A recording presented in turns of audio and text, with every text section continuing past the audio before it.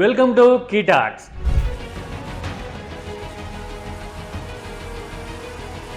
సముద్రాన్ని బకెట్లతోనూ బిందెలతోనూ తోడి ఖాళీ చేయాలనుకున్నట్ట వెనకటికొకడు. కొందరి ఆలోచన, ఆరాటం వాస్తవ దూరంగా ఇలాగే ఉంటాయి. సరే, ఆ సంగతి అలా ఉంచి, జగన్ పర్యటనకి జనం రాకుండా అడ్డుకోవాలి అనే ప్రభుత్వ ఎత్తుగడ మీద ఏపీ ఏముంటుంది?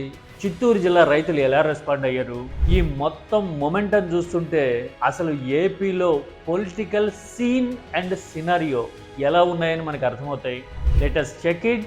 This is కీటాక్స్.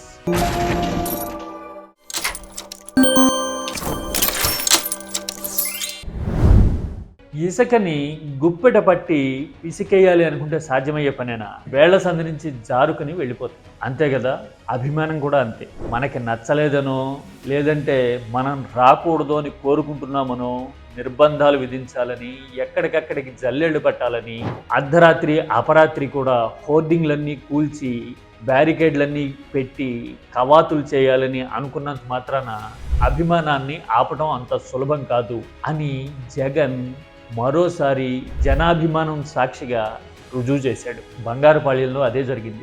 ఎటు చూసినా జనం, వెల్లువలా జనం.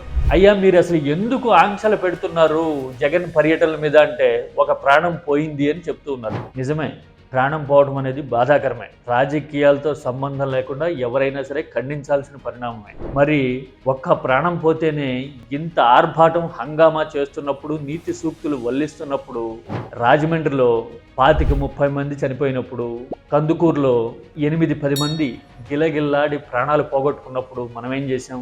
బ్లాటెంట్గా జరుగుతాయి అని తప్పించుకోలేదా? దులుపుకుని పోలేదా?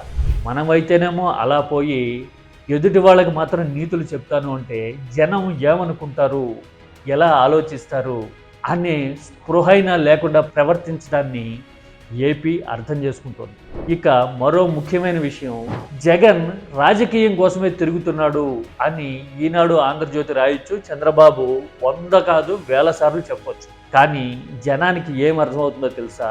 ఏపీలో ఏం జరుగుతుందో, జనం ఎన్ని ఇబ్బందులు పడుతున్నారో, రైతుల కష్టాలేంటో, సగటు మనిషి చేతిలో పైసలాడక ఎంత ఆవేదన పడుతున్నాడు అనే విషయాల్ని మీడియా చెప్పనప్పుడు, రాజకీయం పట్టించుకున్నప్పుడు ప్రజలు ఒక ఆల్టర్నేటివ్ కోసం, ఉపశమనం కోసం ఎదురు చూస్తారు. అలాంటి ఆల్టర్నేటివ్ జగన్ పరామర్శలోను, పర్యటనలోను కనపడుతున్నప్పుడు జగన్ రావాలి, పర్యటించాలి అని కోరుకొని తీరుతారు. పైగా కష్టాలేవి మీడియా రాయినప్పుడు, చూపించినప్పుడు అలాంటి మీడియా జగన్కి వ్యతిరేకంగా రాసే రాతల్ని పట్టించుకోని పరిస్థితి ఖచ్చితంగా వచ్చేస్తుంది. ఆల్రెడీ ఏపీలో స్టార్ట్ అయింది. అందుకోసమే జగన్ వస్తున్నాడు అంటే ఆ ప్రాంతాల్లో జనం ఎగబడి రావడము, కష్టాలు చెప్పుకొని ఓదార్పు పొందడానికి, అండగా ఉండు అని అడగడానికి ప్రయత్నం చేయడం కనపడుతుంటే, ఇంకో పక్కన రాష్ట్రమంతా ఈ పరిణామాలను గమనిస్తూ, అవును కదా, జగన్ ఉన్నప్పుడైతే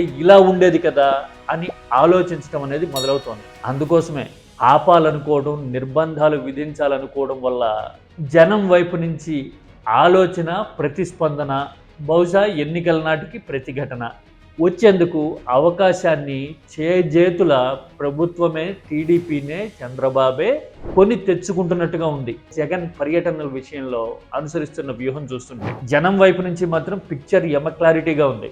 మీరు ఆపాలనుకున్నా సరే మేము వస్తాము అని చెబుతున్న అభిమానం ఏపీలో జగన్ మీద ఉన్న అక్కరని చూపిస్తోంది. పైగా ఇలా వెల్లువలో వస్తున్న జనం అందరిలోనూ, ప్రకాశంలో అయినా, పల్నాడులో అయినా, అనంతలో అయినా, ఇప్పుడు చిత్తూరులో అయినా కామన్గా కనిపిస్తున్న ఫ్యాక్టర్ ఏంటంటే, జగన్కి మొన్న ఎన్నికల్లో అలా జరుగుతుంది, అలాంటి రిజల్ట్ వస్తుంది అని ఊహించలా అన్నట్టుగా మాట్లాడడము, ప్రతిస్పందించడం చూస్తుంటే ఏపీలో అధికారంలో ఉన్నవాళ్ళు ఈ వాస్తవం అర్థమైతే ఉలిక్కి పడతారు.